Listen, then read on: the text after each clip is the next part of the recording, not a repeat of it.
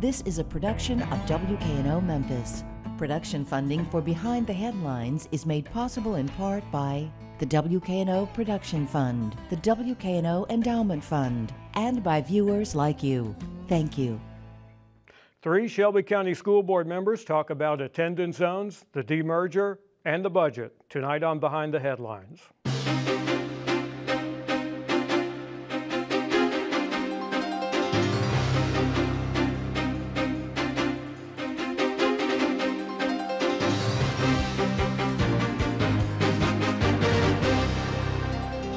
Welcome. I'm Bill Dries, senior reporter for the Memphis Daily News and for Eric Barnes, who is on assignment. Joining me are Shelby County Schools Board Chairman Kevin Woods, School Board Commissioner Teresa Jones, and School Board Commissioner David Reeves. Welcome. We have a lot to talk about this evening. There's a lot going on with Shelby County Schools, and let's start with what the school board and the school system are holding hearings about, and that is the attendance zones for the school year that begins in August. Let's give people an idea right off the top of just one of the scenarios. There are about 24 zone changes by my count that affect 7,000 children, many of them, but not all of them, who live in unincorporated areas of Shelby County that are not within the boundaries of any of the 7 cities or towns within the county. Let's take a look at one of the scenarios. Because of the suburban school district, some students not living in the suburban towns and cities or the city of Memphis will be assigned to new schools. Some would travel a long distance to their new school assignments. Take Bartlett Elementary School. Next school year, starting in August, the school and all of its students who live in Bartlett will be part of the Bartlett School District. But students now at Bartlett Elementary School who don't live in Bartlett will go to different schools. 168 would travel to Lucy Elementary School, a short distance away in Millington. 395 will be zoned to Dexter Elementary School, passing 3 other elementary schools on the way. And 162 will be zoned to Barrett's Chapel Elementary School near Arlington. So that's a look at one of the more involved scenarios. Kevin Woods, as chairman of the Shelby County Schools Board, first of all, let's lay out, are these arrangements written in stone at this point, and when does the school board get to voting on these plans and possibly making changes if there are any? Well, one of the first things we wanted to do was make sure we went out to the community and heard from the community as far as how they felt about the impact of the rezoning plan. One of the first things we did as a board is we asked our planning office to create the least amount of disruption for families as possible. You mentioned in one of your scenarios where families were actually going to pass possibly 3 schools to get to another school. What you simply have in those cases were capacity issues. So what the planning office had to do was look at capacity, they looked at academic performance, and they looked at distance of transportation to get to those facilities. So all that went into play as far as making a decision. I think we'll continue to hear, we've had all our community meetings. The board would then continue to probably deliberate on the possibilities. Possibly some additional tweaks may be made, but nothing is set in stone until the board votes on it. David Reeves, this is your district, I believe. What are you hearing from people, especially the parents of those students who would go to Dexter Elementary School? I mean, well, obviously, many of these people bought homes in this area, particularly with the understanding that they were going to go to school at Bartlett Elementary, Chatillon, and many times Bartlett High School. And what I'm hearing from them is that they want to continue to go to those schools. But as a Shelby County School Board member and Shelby County school system, we have to make sure that we plan for capacity for those students in our existing system, because we cannot commit them to another system. And so that's the reason why we came up with the Dexter solution, is because it was the closest to their home and provided a solution to the capacity. But by and far, most of these kids can walk to Bartlett Elementary, and I think they're going to continue wanting to do that. And I believe that most of them will apply for open enrollment within the Bartlett system. Teresa Jones, you have been at all of the hearings that I've attended and more beyond that. Do you think that citizens are as familiar as they should be with just how this demerger is going to work? No, I don't think they are. I think they're mainly focused on their child and the school that they thought their child would attend. And they didn't have a vote in many of the issues that created this situation. And they just feel as if they have now been basically thrown a punch, that they're not able to go to the schools as Mr. Reeves indicated they thought they were. And they understand there was a merger, they understand there was a demerger, they understand the concept of new municipal districts, but they still either don't understand, they really can't accept the fact that they're not going to be able to attend those schools, or possibly not. There are decisions to be made to determine that yet. Well, and also you were at the Cordova hearing, Yes. and this was a different scenario because the new municipal schools boundaries did come into play, but not directly. You were dealing with changes because half of Cordova has been in the city of Memphis and half of it has been in unincorporated Shelby County. Talk a little bit about the transition there. Well, of course, many of those students would prefer to go to Germantown. But again, we have capacity issues. The audience at Cordova, they pretty much, a lot of them want to stay there. So it's all about how far my child has to travel. They understand that the rezoning has to take place, but it's all about how far the child has to travel, the safety issues. And of course, for us, it's capacity and providing those and trying to address those safety issues. So. That's primarily what the concerns were. There were a few situations, I guess, that didn't fall within those categories. I'm trying to think of one now, but well, let me get a quick read, if I can, from each of you, because the board has not voted on these attendance zones at this point. Do you think there will be some tinkering with it? Can there be some tinkering? Of course there can be. Until there's a vote, there always can be. I know, for instance, in the last meeting, there was a parent who expressed, and I think I asked her specifically, what would your suggestion or desire be in terms of this zoning? And she gave a scenario, and we did ask staff to look at that to see if that was possibly something we could consider, and I think they will. So at the end of the day, no decision has been made, and there can be changes. I don't expect major changes, but if an adjustment makes sense and we can make it work and it's better for the children, then I expect we'll do that. David, what about this? Are changes possible? Well, I mean, if we're going to make changes, I expect them really in two areas. One is in the Cordova area, particularly as we split Ridgeway and Cordova. There was, at the meeting the other night, there were parents who would rather go to Cordova than send their child to Ridgeway, particularly because of the distance. The other one is in northwest Shelby County as it pertains to Shelby Forest area and North Haven. The original maps had them going to Craigmont and Raleigh, Egypt, but I think a new map potentially might have them going to Bolton. But we're still trying to work out potentially converting Woodstock to a high school this year. So there's still a little bit that needs to be done in those particular areas, and I expect that it'll probably, there might be some changes. Kevin, are you expecting amendments? Are you expecting Superintendent Hobson to possibly come back with some alterations on his own? Well, again, the board members I'm sitting here with now, they've attended most of the meetings. I've attended hearings as well, and for the most part, I think families are grasping the reality of what has happened with the formation of the municipal districts. And so we're listening to those concerns. I think, as Board Member Jones indicated, there may be some small tweaks, listening to the areas that Mr. Reeves indicated. As Superintendent Hobson has indicated on many occasions, the reason for public hearing is not just a process that we go through with our minds already made up.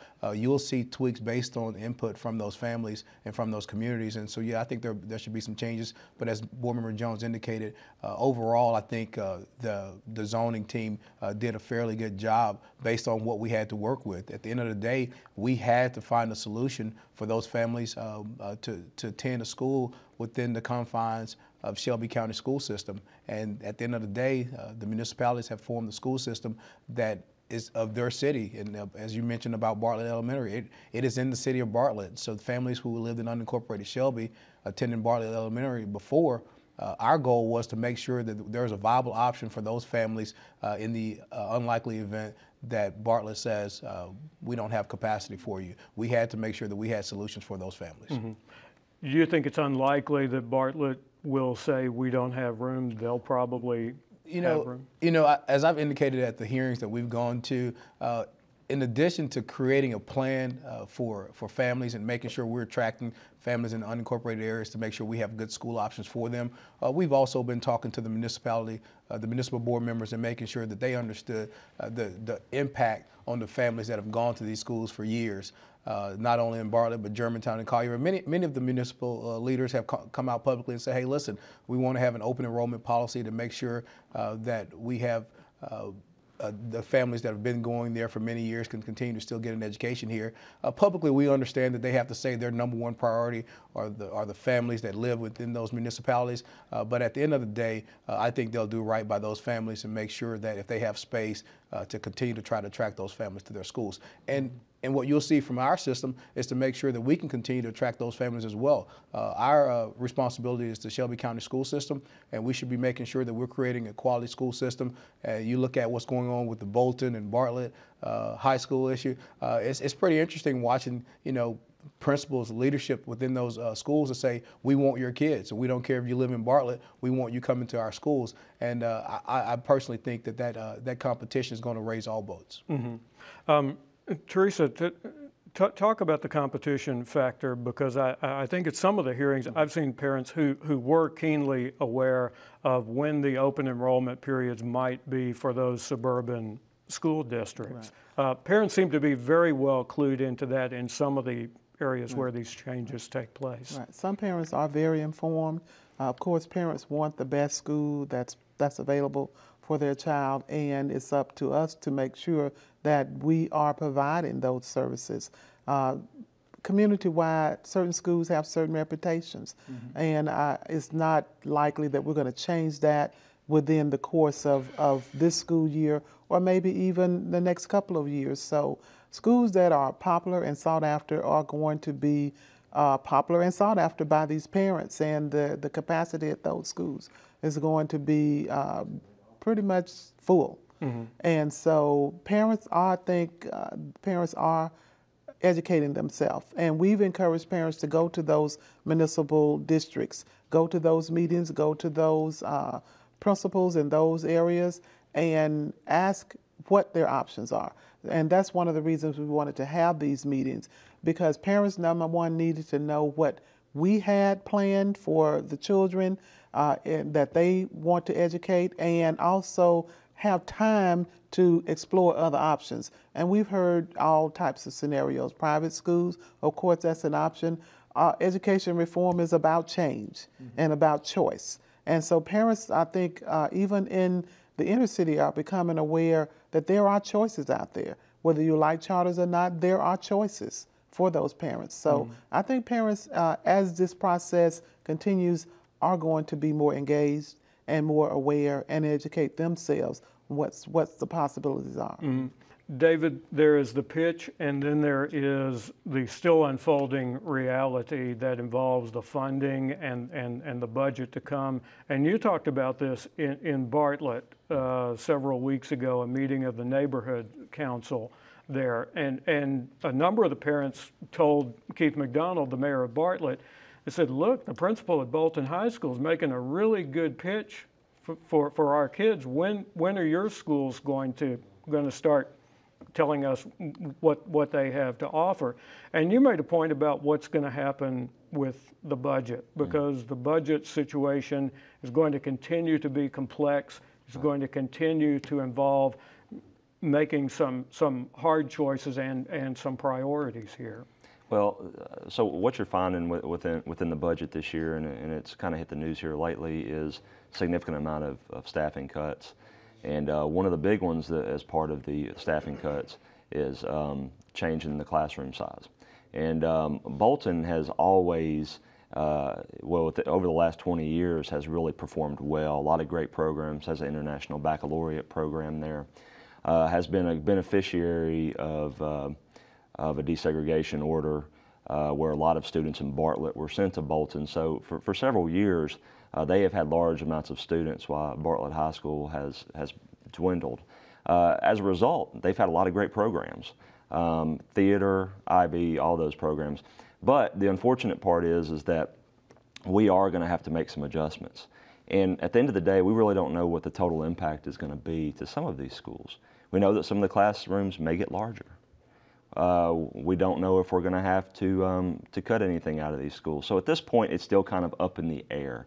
And that's what I was talking about the other night. A lot of people want to know, is my school going to stay the same way it's always been? Well, most of your teachers will stay there and probably most of your programs, but we can't guarantee that given the fact we have such a large budget gap to close. Mm-hmm. So I think that the principal up there is doing a great job of selling the school, but I do think that looms a little bit on the horizon. So what we're primarily talking about here is the pupil-teacher ratio in the classrooms.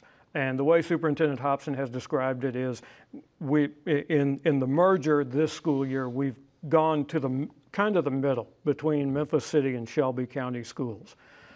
Mr. Chairman, how far are we going to go toward the Memphis City schools model or the Shelby County schools model once you all get a look at this budget? Well, what we do know is that we won't go all the way back to the Memphis City school model. I think there was some misconception that, well, as soon as the demerger happens, we will go back to the Memphis school model of staffing, which overall you have some of our high-performing schools that did very well with that staffing model. You look at how well some of our schools have done with the growth.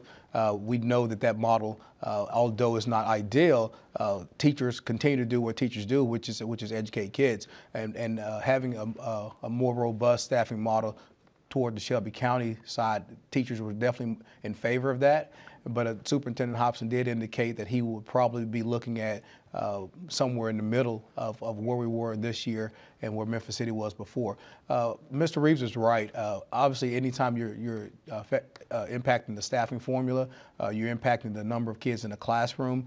We want to make sure that we can limit that impact and making sure that we keep most of the resources going toward the classroom. But at the end of the day, I think Superintendent Hobson is committed to making sure the schools that remain in the Shelby County school systems are still doing what they've done in the past, which is educate kids, and like at Bolton, doing a great job at it. I think more of our principals should be doing what Bolton is doing, which is, hey, we were good last year, we're going to be good next year, and we're going to do everything to attract kids to our school. That's not just an unincorporated issue that we should be dealing with. That's every principal should see it as his or her responsibility to make sure that we're attracting families to our schools. And once we do that, you'll continue to see more programs. Our staffing formula, as well as our budget, is based on the number of students that we're serving at each school. So the larger your school is, the more kids you're serving, what you'll see is it impacts your budget greatly. So I think Bolton is doing exactly what all principals should be doing, which is attracting families to their schools. Mm-hmm.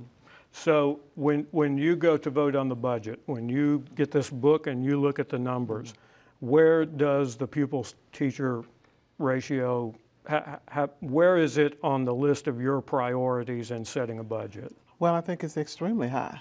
One of the main concerns I've heard at the community meetings from parents and from teachers, the number of students in each classroom. So that's an important factor.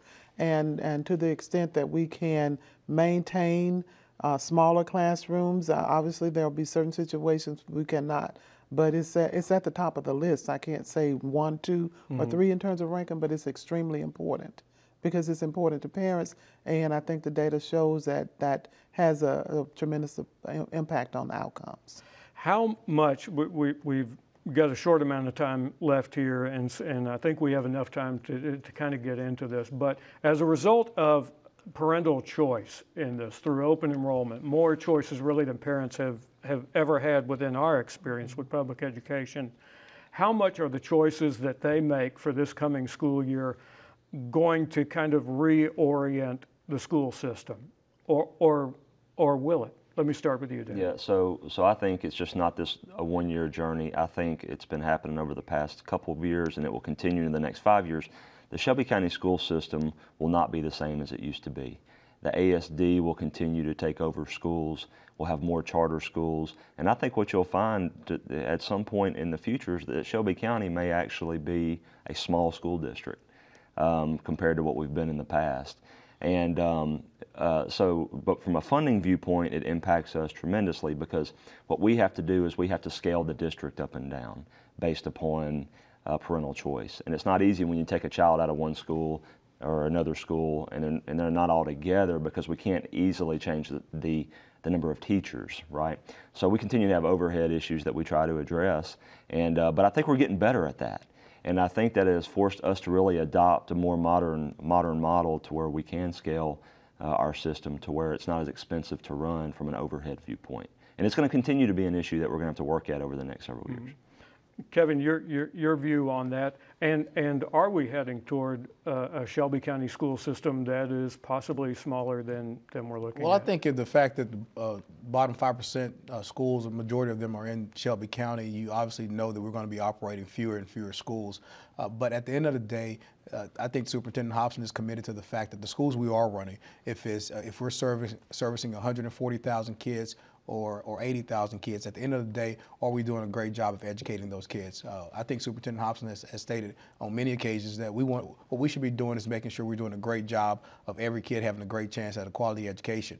At the same time, our central office only exists to service our schools. So we have to make sure that we're operating an efficient central office to make sure that all the resources, if it's 200 schools or 100 schools, that they're getting all the resources they need to attract more families to their schools, and the kids that are attending those schools are getting a great education.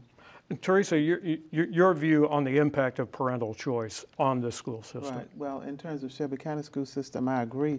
I think it's going to be obviously smaller. We're all waiting with bated breath this year to determine those trends and what choices parents make, and to determine where exactly we will fall in terms of numbers. So I think we have to take every opportunity to make sure that we're putting the dollars in the best place that have the most impact, that we're looking at the office staff, we're looking at the staffing model, we're taking advantage of technology, because we are going to have to be sleeker, leaner, and meaner. We're going to have to make better financial choices going forward. I don't know that we're ever going to be small because of the number of urban children that the system serves, but we're certainly going to be smaller. Well, and during the whole run-up to the merger, I should say, there was so much discussion about Shelby County schools, the legacy Shelby County schools, being a small school system, which it really wasn't. 40,000 students in a school system in Tennessee is not a small school system, either relatively or just in the raw numbers of it. So parents are waiting on the school board to make a decision on attendance zones, and the school board is waiting on the parents to then make their decision to see what you have. But you know the money travels with the students to whatever school system they go to. And Superintendent Hobson, who'll be on this program next week, has talked about a dollar figure in the most recent budget briefings that kind of kick off you all's budget season. What's that number of funding that he expects to possibly leave the school system as a result? Well, if you count in the fact that the kids that are going with the municipal districts combined with charter schools, I've heard numbers as large as $200 million in budget impact. But at the end of the day, most of those kids are going to go with municipal schools, and we were prepared for that. We knew that was going to happen. ASD, the communication with Chris Barber and Superintendent Hobson has always been one that we have an idea what's going on there. So I think the superintendent has done a great job of the best he can to plan for the number of kids that we're going to have in the district. He indicated just in the conversation we had recently, we may get 10,000 fewer kids than we thought, or 10,000 more kids than we thought we were going to get. But at the end of the day, we sure hope to get more than less. And so what we have to do is exactly what the principals you indicated are doing. It's making sure that families know what their options are, making sure, I think we're looking at extending our general transfer process to make sure families have more time to choose their school options once they know what the zoning plans are. But just doing everything we can to make sure people know that, hey, listen, there are good schools in Shelby County. You need to be aware of what those schools are, and making sure we're doing the best job of attracting families to our schools. But most importantly, making sure that we're doing a quality job at educating our kids, and then the reputation will exceed any marketing that we could possibly do. Okay, and we should also point out that I think the common thing that I've heard here is that if you have a child who's a senior, going to be a senior next year at one of these high schools that's affected, the odds are pretty high that your child is probably going to continue to attend that school, given space considerations always being the prime driver. I would say that there is potential to do that. However, it's still subject to open enrollment. And the reality is a lot of these municipal schools are full, like a Houston High School or Bartlett High School. They're full with their own children. So we're going to run into, those schools will run into capacity issues, and it's going to be up to them to make that decision. So I don't think we can guarantee anything, because we can't guarantee what municipals do. But I can say that there could be some difficulties in that area. I would indicate I take this opportunity to say that I think those municipal boards, those superintendents will do right by those families. Those families have been there for many years. They didn't ask for this process.